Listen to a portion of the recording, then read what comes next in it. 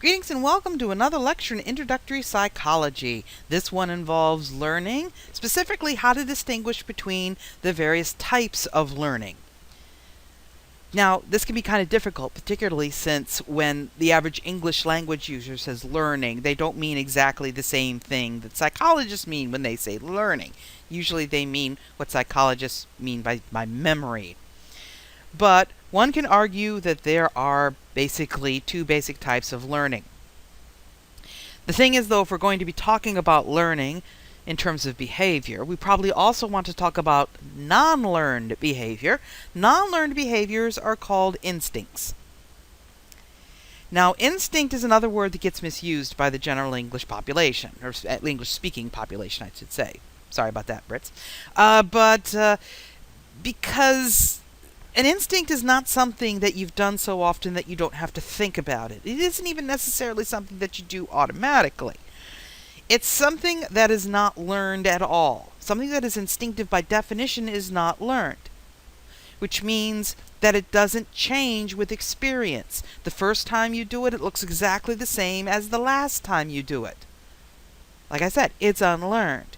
And when you start thinking about it, when you start thinking about behaviors that human beings do, it can be very difficult to come up with something that is truly unlearned, with something that does not change with experience. So there's been a huge debate for a long time about whether or not humans have instincts and how to distinguish an instinct from something that's purely physiological, like digestion or burping or something. I mean, it can be really difficult to tell. So, for instance, instincts are not only unlearned, they're also universal, which means that every single member of a species is going to show that behavior, or perhaps every single male, or every single female, or every single adult. But there are no exceptions with an instinct. And that's when it gets even more difficult to tell whether or not human beings have any sort of complex behavior that's not instinctive. And lastly, not only does every individual in the species do this particular behavior, it also looks the same when they do it. It all looks pretty much identical. So yeah, when you start thinking about whether or not there is an instinct, humans have them at all, it's hard to tell. Even when we start talking about things like a mother instinct, that women are born with a mothering instinct. Is that actually true? Do all women have this mothering instinct? Do they have to learn it or not? We found actually that things like taking care of an infant, we know that people and other primates have to learn how to do that. Because if you take a primate, if you take a chimp or a gorilla or something and you raise it in an environment where it doesn't get a chance to practice, they won't know how to take care of their babies. They'll drop them on their head. They simply won't know how to do it. They won't know how to nurse them or anything. So, and certainly a mothering instinct is not universal. I know some women who have no mothering instincts whatsoever. And it's certainly not universal or uniform expression, because I know some women that may have a mothering instinct, but it's not aimed at children. It may be aimed at puppy dogs or any of a number of other things. So even something like that, it's difficult to say whether or not it's an instinct. And then you start mixing up instincts with reflexes and instincts with drives, and it gets really complex with human beings. And if you want to get psychologists into a big argument, this might be something to bring up. Of course, the opposite of unlearned behavior, and the reason why you're listening to this, presumably, is learned behavior. Learned behavior is behavior that changes with experience. Experience allows us to change our behavior. We say, we learn to do that. Children learn to walk. Why? They practice and practice, and eventually they get to the point where they can stand up and walk. That is learned. Okay? It changes with experience. There's been no child born that the instant it was born it can stand up and immediately start walking. Even a lot of animals have some problems with that. If you've ever seen baby horses born, for instance, they may stand up, but it takes them a while, and they're not very good at it at first. One could argue that there's some kind of basic instinct there, but then perhaps it is learned, or perhaps their brain isn't working properly. They need to get the cerebellum really going for the balance and coordination.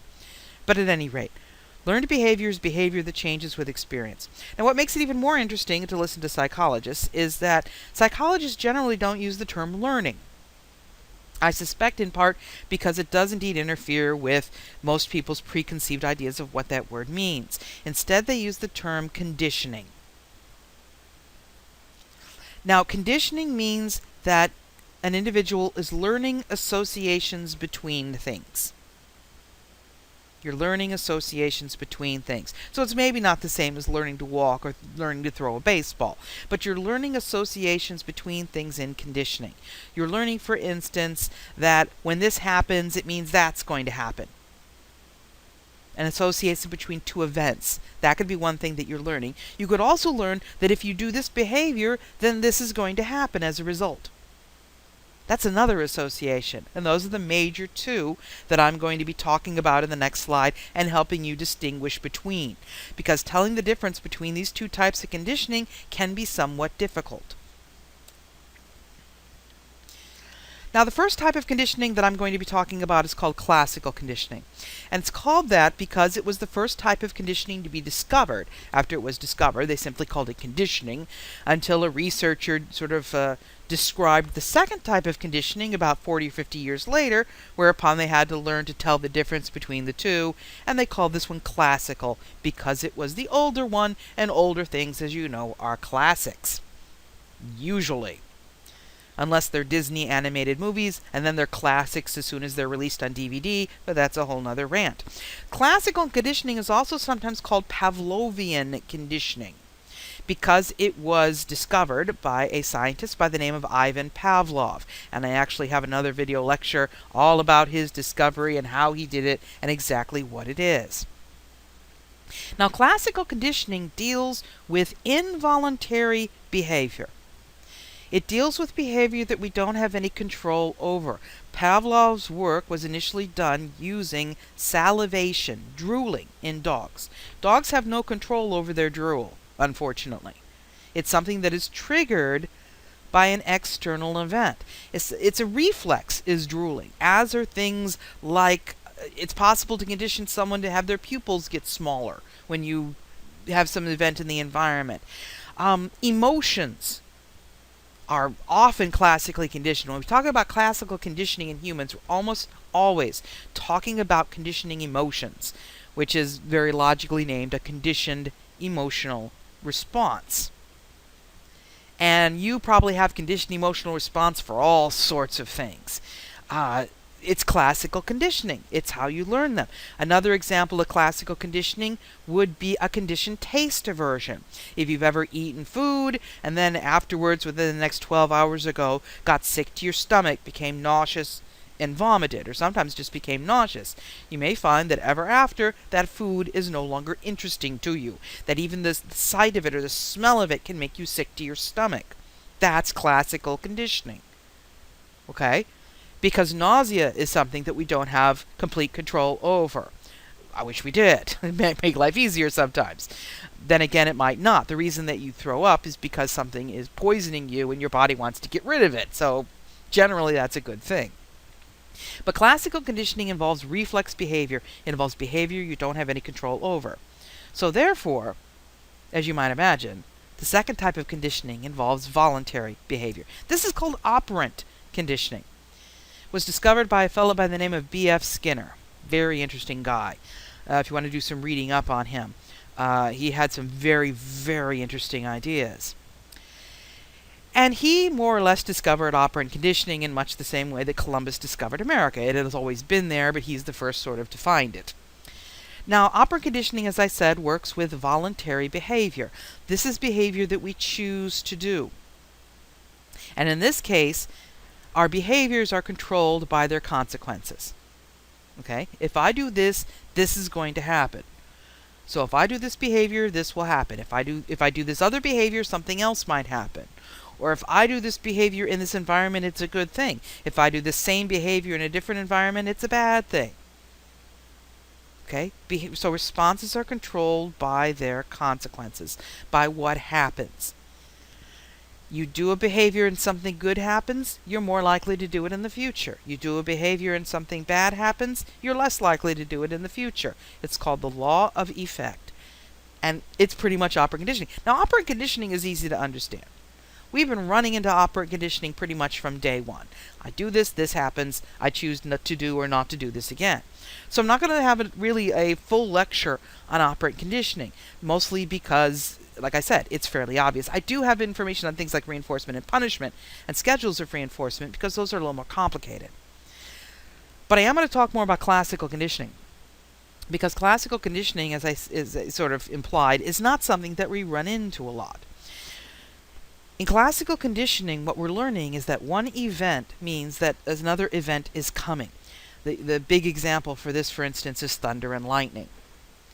Thunder is kind of scary for humans and animals. It's a loud noise. It's startling. For the most part, we don't really like thunder, particularly as children.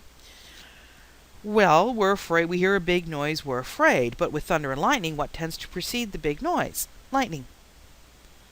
So the event of lightning means the event of thunder is coming. People see lightning, they start to get a little scared, because on some level they know thunder is coming. And they can't control it either.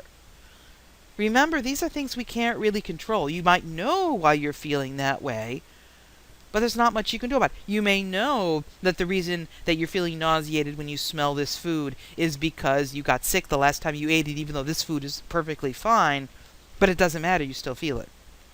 You may know that that object that you have a phobia about is not actually going to hurt you. It's not actually that bad of a thing, but it doesn't matter, you're still terrified when you see it. So, like I said, there's a couple of ways to tell the difference. Classical conditioning involves reflex, involuntary behavior. It involves an association between two events. And operant conditioning involves voluntary behavior, where that voluntary behavior is more or less controlled by its consequences.